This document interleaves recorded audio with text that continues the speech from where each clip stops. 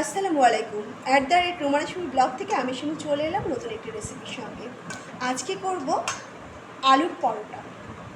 নিয়ে নিয়েছি 2.5 কাপ আটা। আমি আটা দিয়ে পরোটা করব। আটার মধ্যে দিয়ে দেব সামান্য লবণ। যেহেতু আলুর পরোটা, আমার আলুর পুরেও কিন্তু লবণ থাকবে, সেই হিসেব করে আন্দাজে একটু কম কম লবণ নিতে হবে। ভালো করে মিশিয়ে নিচ্ছি, হাত দিয়ে ঘষে ঘষেই মিশিয়ে নিচ্ছি। আর দিয়ে দেব তেল। তেলটা আমি 2.5 কাপের জন্য 2 টেবিল চামচের মতন তেল দিয়ে দিচ্ছি। দেখুন, 2 টেবিল চামচের মতো তেল দিয়ে দিলাম। এবার আমি দেখবো মিশ্রণটি কেমন হয়। আমি এবার ঘষে ঘষে মিশিয়ে নেব। ঘষে ঘষে আপনাকে মিশিয়ে নিতে হবে। যেহেতু আমি চাচ্ছি খুব ক্রিস্পি করে, ভেতরে খুব সফট হবে, উপরে একটু ক্রিস্পি হবে, তাহলেই না জমবে। খুব ঘষে ঘষে মিশিয়ে নিচ্ছি। দেখেন, খুব ঘষে ঘষে মোটামুটি মিশিয়ে নিতে হবে। এখানে বলে রাখি, আমরা অনেক ডো করি যেগুলোতে ক্রিস্পি করার জন্য, যেগুলোকে মুঠা করলে মুঠ হয়, কিন্তু আপনি যেহেতু পরোটা বানাতে গেলে কিন্তু সেরকম ডো করলে চলবে না। তেল দিয়েছি, কিন্তু এটা কিন্তু মুঠো করলে ভেঙে যাবে। এটা কিন্তু মুঠো করলে মুঠো হবে না। তো ভালো করে মিশিয়ে নিলাম তেলগুলোকে।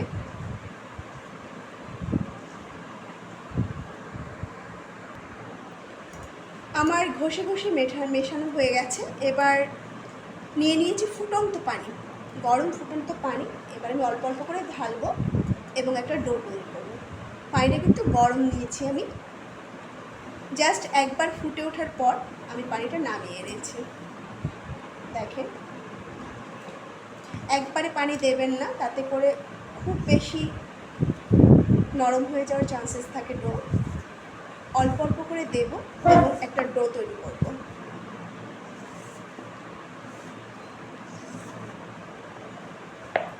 খুব অল্প অল্প করে পানি দেব এবং ডোটাকে দেখবো যে কতটুকু হচ্ছে। আলুর পরোটা বানানোর ডোটা কিন্তু খুব নরম করা যাবে না, আবার খুব শক্ত হলেও কিন্তু ভালো হবে না। এটা মোটামুটি একটা নরম ডো তৈরি করতে হয়। এখন অবশ্য অনেকভাবে অনেকেই আলু পরোটা বানান, কিন্তু আমি যেটা করছি সেটা তো অথেন্টিক পদ্ধতি বা ট্র্যাডিশনাল পদ্ধতি, যাই বলেন।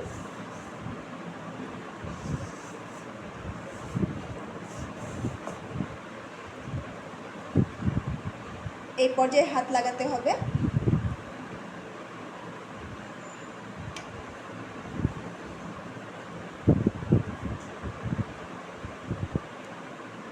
তবে হাত লাগানোর আগে আমি এটা ভালো করে কেচে নিচ্ছি। এই পর্যায়ে আমি ডোটাকে দেখবো যে আমার মাথার পরেটা মানে পানি আর লাগবে কিনা, জাস্ট একটা আন্দাজ। আমার পানি আর লাগবে না।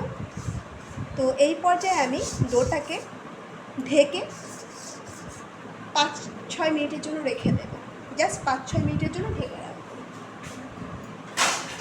তাতে করে ডোয়ের ভিতর পানিটা ঢুকবে এবং তেলের সঙ্গে পানিটা সুন্দরভাবে মিক্সড হয়ে যাবে এবং কিছুটা ঠান্ডাও হবে।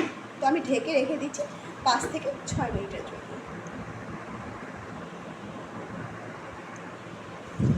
চলে এলাম 5-6 মিনিট পর। এবার এটাকে সুন্দর করে মধ্যে একটা সুন্দর ডো তৈরি করে নিতে হবে। দেখেন কত সফট হয়ে গেছে এটা ঢেকে রাখার কারণে। তো এটাকে ডোলে ডোলে প্রায় 5-6 মিনিট আপনাকে মুছতে হবে। মুঠে মুঠে একটা সুন্দর ডো বানিয়ে নিতে হবে। দেখেন 5-6 মিনিট মথার পর সুন্দর একটা ডো হয়ে গেছে, সফট একটা ডো। এটা অত সফট নয়, আবার অত একদম শক্তও নয়, মোটামুটি সফট একটা ডো। এবার আমি লেচি কেটে নেব আমার পছন্দ মতো, যে আমি কত বড় পরোটা করব বা রুটি, আলু পরোটা বা আলু রুটি যাই বলি করব, সেই অনুযায়ী লেচি কেটে নিচ্ছি।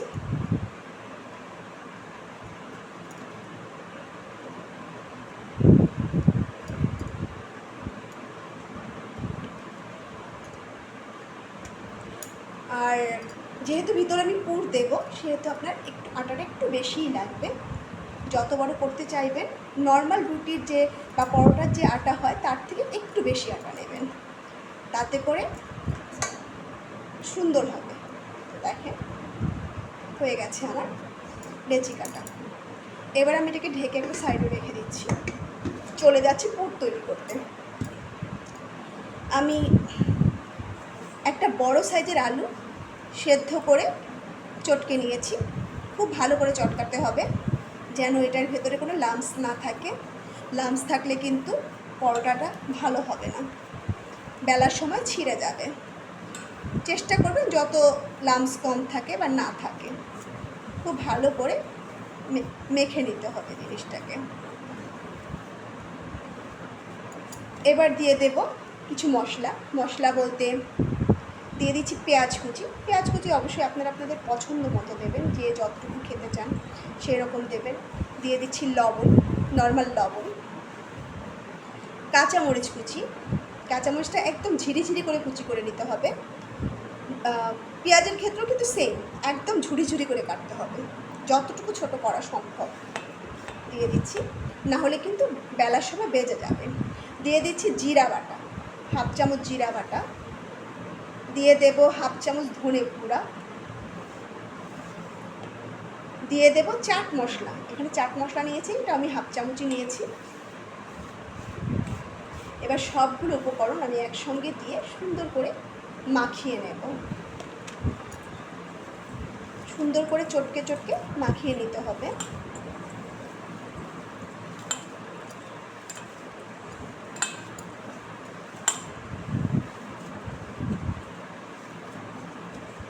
এই পর্যায়ে আমি লবণটা দেখব যে আমার লবণ ঠিক আছে কিনা বা আর লাগবে কিনা।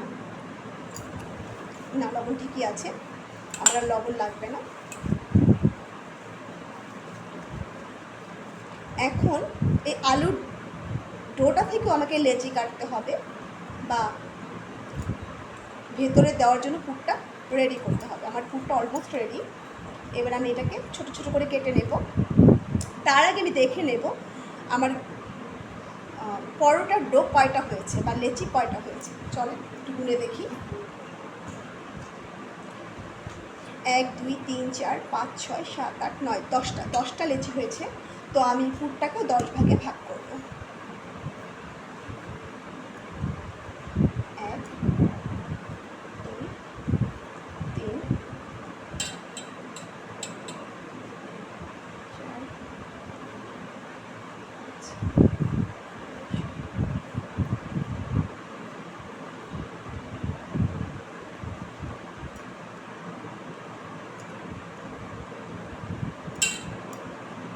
আচ্ছা, অনেকেই একটা কথা শুনি যে, বা আমারও যেটা প্রথম অবস্থায় হতো, পরোটাগুলো ছিঁড়ে যেত বেলতে গেলে, মানে কি বলে, পুরগুলো বেরিয়ে যেত ছিঁড়ে ছিঁড়ে। এটার কারণ হচ্ছে আপনার ডোতে কিন্তু খুব বেশি আপনার পুর দেওয়া যাবে না। পুরটা একটু কম দিলে ডোটা পরোটাটা বেলতে সুবিধে হয় এবং খুব সুন্দর হয়। আচ্ছা,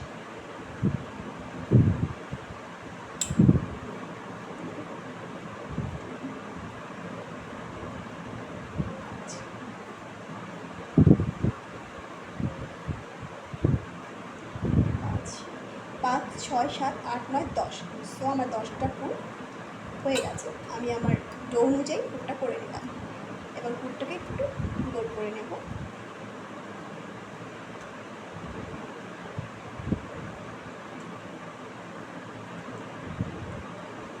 আমার পুর অলমোস্ট রেডি। একটু গোল গোল করে নিতে হবে। এবার আমি চলে যাব রুটি বেলার ক্ষেত্রে।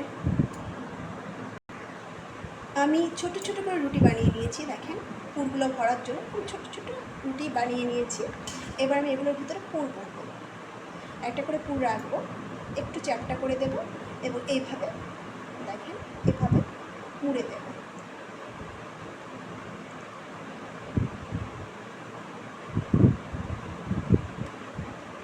আশা করি বুঝতে পেরেছেন। হয়ে গেল আমার একটা পুর। আমি রান্নাটাকে খুব সহজভাবে করার চেষ্টা করি, জানি না কতটুকু পারি। দেখুন পুরটা ভরা কমপ্লিট। সেইমভাবে দেখাচ্ছি। আমি কিন্তু ছোটো ছোটো করে রুটি বেলে নিয়েছি। প্রত্যেকটার মাঝখানে একটা করে পুর দেবো এবং সাইড থেকে এনে এইভাবে শুধু মুড়ে দেব। ছোটো ছোটো রুটির সাইড থেকে এনে মুড়ে দেব। দেখেন হয়ে গেল পুর। এবার এটাকে হাত দিয়ে চারদিক থেকে টেনে টেনে আনলে কিন্তু একটা রাউন্ড শেপ হয়ে যাবে এবং গোলা তৈরি হয়ে যাবে পরোটা। আবার দেখাচ্ছি, আমি জাস্ট একটা করে পুর নেব, মাঝখানে একটু থেতলে দেব বা পাতলা করে দিয়ে চারদিক থেকে নিয়ে আসবো, বাস হয়ে গেল। সোজা, খুব সহজ একটা প্রসেসিং।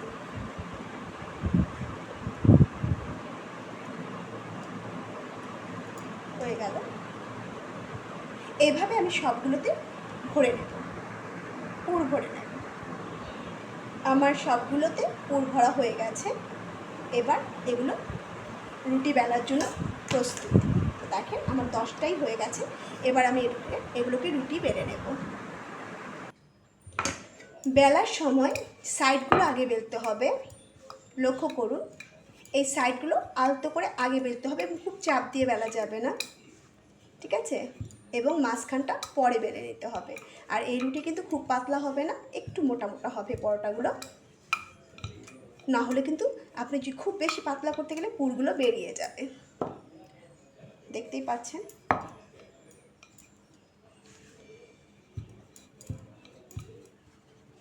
দেখুন আমার একটা পরোটা কিন্তু অলমোস্ট হয়ে গেছে, দেখতে পাচ্ছেন। রেখে দিলাম। আমি আরেকটা করে দেখাচ্ছি। পুরগুলোকে নেবেন, ডোটাকে নিয়ে একটু বেশি করে ময়দা ছিটিয়ে দিতে হবে। একটু বেশি করে ময়দা ছিটিয়ে একটু হাত দিয়ে চেপে চেপে পাতলা করে নিতে হবে সাইড থেকে, ঠিক আছে? এবার সাইডগুলোকে আমি আগে পাতলা করব, মাঝখানেটা পরে করব। সাইডগুলো আমি আগে বেলে নেব, দেখুন। এবং আলতো হাতে করতে হবে কাজটা, খুব প্রেশার দিয়ে বা চাপ দিয়ে করা যাবে না। এবং সবশেষে আমি মাঝখানটা বেলে দেব।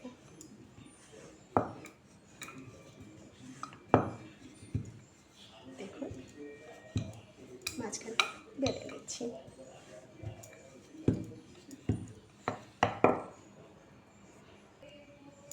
আমি আরও দেখিয়ে দিচ্ছি, আবার নিচ্ছি আরেকটা।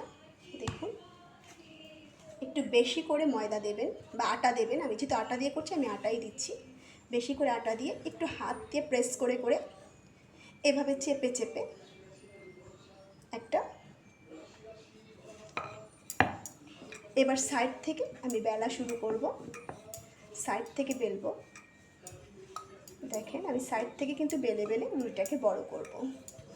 আমি প্রথমেই মাঝে কোনো প্রেশার দেব না বা বড় করব না, সাইড থেকে বেলে বেলে শেষ পর্যন্ত, মানে শেষের দিকে এসে যখন আমার রুটিটা অলমোস্ট হয়ে যাবে পছন্দ মতো শেপ, তখন এসে আমি মাঝখানটা বেলে চিকন বা পাতলা করে দেব। দেখতেই পাচ্ছেন হয়ে গেছে।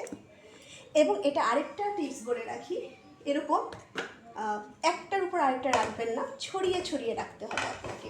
প্রয়োজনে 2-3টা ব্যবহার করবেন, প্লেট বা বাটি। আমি আবার আটা নিচ্ছি, দেখুন সেমভাবে আমি 4 সাইড থেকে চেপে চেপে পাতলা করে নিচ্ছি, মাঝখানটা অল্প চেপে দিচ্ছি। এবং দেখেন আমি মাঝখানটা কিন্তু পরে ধরবো, আমি সাইড থেকে আগে বেলে নেব।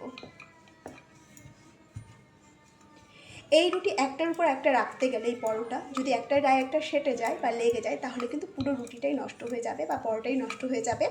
আপনি সেটাকে আবার যদি ভেঙে বানাতে যান সেই ক্ষেত্রে কিন্তু আর আগের মতন হবে না। দেখেন আমি কিন্তু একটার উপর একটা রাখিনি, আমি ছড়িয়ে ছড়িয়ে রেখেছি। আমি দুটো জিনিস নিয়েছি, 2-3টার মধ্যে রাখবো এবং ছড়িয়ে ছড়িয়ে রাখবো। আমার অলমোস্ট সবগুলো হয়ে গেছে, লাস্ট দুটো বেলছি। তো আমি সেমভাবেই সবগুলো বেলে নিয়েছি। প্রথমে সাইড থেকে বেলবো, আমি বেলে বেলে রুটিটাকে চিকন পাতলা করব পরোটাটাকে, এবং পরবর্তীতে মাঝখানটা বেলে দেব। কিন্তু অত জোরে বেলা যাবে না বা অত পাতলা করানো যাবে না যে ভিতরের মশলাগুলো বা পুরটা বেরিয়ে যায়। আর অবশ্যই এই আটার সাইডগুলো আমি রাখবো নিচে আর উপরে রাখবো পাতলা সাইডটা। দেখুন আমি আটা দিয়ে দিলাম এবং এই দেখেন চেপে দিচ্ছি, চেপে পাতলা করে নিলাম। এবার এটাকে আটা মাখিয়ে, দেখুন আগে থেকে সাইড থেকে আগে আমার বেলতে হবে। আমি সাইডগুলো আলতো হাতে বেলবো, আবার বলছি আলতো হাতে বেলতে হবে, নয়তো কিন্তু পুরগুলো বেরিয়ে যাবে। আমি আলতো হাতে বেলছি। আর আপনাকে অবশ্যই আলু পরোটা আপনার বেলন পিঁড়িতেই করতে হবে, কোনো মেশিনে অ্যাকচুয়ালি হয় না। আমার কাঠের মেশিনে আমি রুটি মেকারে অ্যাকচুয়ালি আমি রুটি বানাই, বাট রুটি মেকারে আটার পরোটা হয় না, পরোটা হয়ে যায়, আলু পরোটা হয় না, বেরিয়ে যায় পুরগুলো। তো দেখেন অলমোস্ট আমার সবগুলো হয়ে গেছে। এই পর্যায়ে আমি ভাজতে চলে যাব। বিসমিল্লাহ, চড়িয়ে দিচ্ছি তাওয়া, জলটা বাড়িয়ে নেব, তাওয়াটা একটু গরম করে নিতে হবে।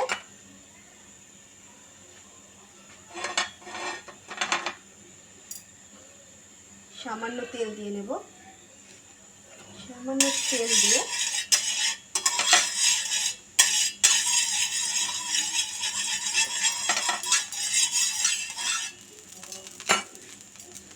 দিয়ে দিচ্ছি পরোটা। দেখুন করে পরোটা দেব, সুন্দর করে উল্টে পাল্টে লাল করে ভেজে নেব। কিছুক্ষণ অপেক্ষা করব।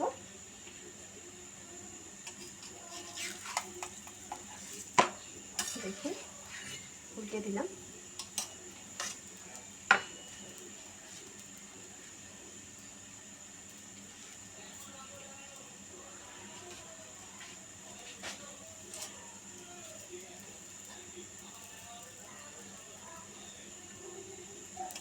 একটু সাদা সাদা হলে উল্টে দিতে হবে, উল্টে দিয়ে আবার আরেক পাশ একটু সাদা করে নিতে হবে। হ্যাঁ বাবা, আচ্ছা ঠিক করে দেবো শোনো, বাবা বললো তো ফালাই দিতে। আচ্ছা ওকে, দেখুন এইভাবে একটু দিচ্ছি বাবা, আমাকে একটু পচিয়ে দেবে। বিসমিল্লাহ। এবার এই পর্যায়ে দিয়ে দেবো তেল, আমি অল্প কিন্তু ভেজে নিয়েছি, ভেজে এই পর্যায়ে দিয়ে দিচ্ছি চারদিক থেকে তেল। এবার এক পাশ লাল হলে আমি উল্টে আরেক পাশ লাল করে নেব।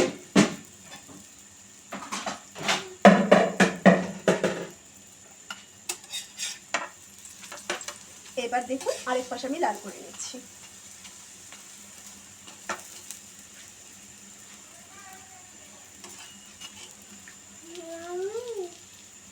দেখুন হয়ে গেল ফুলকো আলু পরোটা।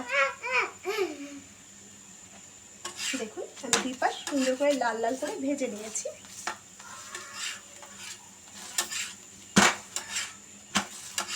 তুলে নিচ্ছি, দিয়ে দেবো আরেকটা।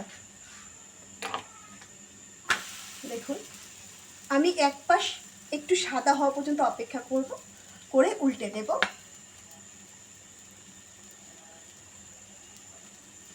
Just 2-3 minute. দেখুন উল্টে দিলাম, খুব বেশি ভাজা লাগবে না, আবার উল্টে দেব। দেখুন সাদা সাদা হয়ে গেছে। এই পর্যায়ে দিয়ে দেব তেল। আমি কিন্তু খুব অল্প তেলে পরোটাগুলো ভাজছি, চেষ্টা করছি যেন তেল খুব অল্পতে ভাজা যায়। এই পর্যায়ে আমি আবার উল্টে দেব, যেন দুই পাশেই পরোটায় সমান পরিমাণ তেল লাগে।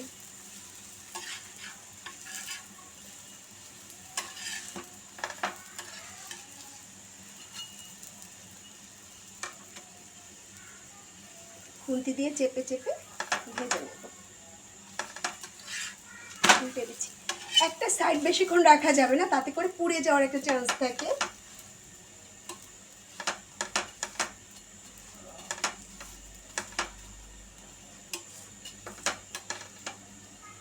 আরেকটা কথা বলি, আলুর পরোটা কিন্তু খুব বেশি ক্রিস্পি হয় না কখনোই, একটু সফটই হয়, একটু ক্রিস্পি ভাব থাকে মাত্র, আর ভেতরটা তুলতুলে সফটই হয়।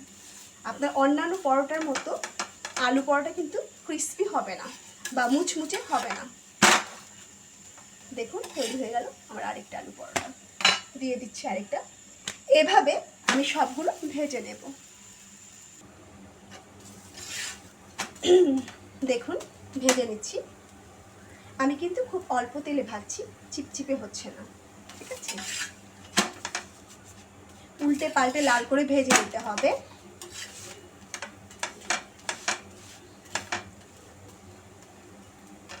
আর অবশ্যই অবশ্যই কিছুটা ভাজা হয়ে গেলে, 4-5টা ভাজা হলে বা 3টা ভাজা হলে আপনার আন্দাজ মতো চুলাটা একটু কমিয়ে নেবেন আবার, না হলে কিন্তু রুটিটা আবার একটু বেশি লাল হয়ে যায় বা পুড়ে যেতে থাকে।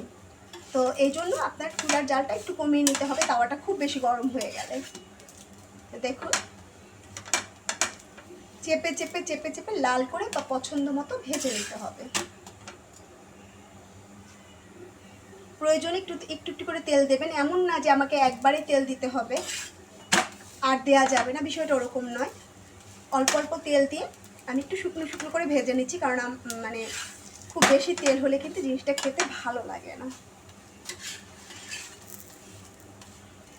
যারা এখনও আমার চ্যানেলটাকে সাবস্ক্রাইব করেননি তারা কাইন্ডলি সাবস্ক্রাইব করে দেবেন, কারণ আমার সামনে এগিয়ে যাওয়ার জন্য আপনাদের সাহায্য অবশ্যই প্রয়োজন এবং আপনাদের পাশে থাকাটা অবশ্যই প্রয়োজন। আর নোটিফিকেশনের জন্য অবশ্যই বেল আইকনটি চেপে দেবেন, লাইক কমেন্ট শেয়ার করবেন।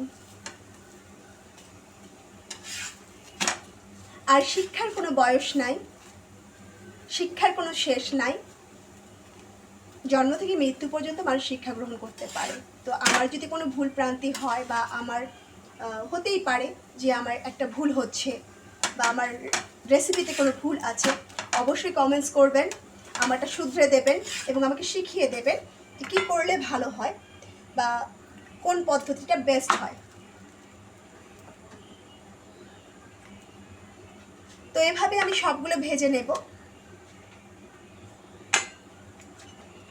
আরেকবার দেখিয়ে দিচ্ছি আপনাদেরকে, দেখুন একদম ড্রাই, বেশি চিপচিপে নয়। দেখুন লাল করে ভেজে নিয়েছি সবগুলোই। আবারও বলছি, আপনার আলু পরোটা কিন্তু ক্রিস্পি হয় না, এটা একটু সফটই হয়, অত ক্রিস্পি হয় না নর্মাল পরোটার মতন। তারপর আমার চ্যানেলটা যদি ভালো লাগে অবশ্যই সাবস্ক্রাইব করে দেবেন, বেল আইকন দিয়ে পাশে থাকবেন। @রুমানা শিমুল ব্লগ থেকে আমি শিমুল আজকের মতো বিদায় নিচ্ছি। আবার চলে আসবো নতুন কোনো রেসিপি নিয়ে অথবা নতুন কোনো টপিকস নিয়ে @রুমানা শিমুল ব্লগে। তো আজকের মতো টাটা, বাই বাই।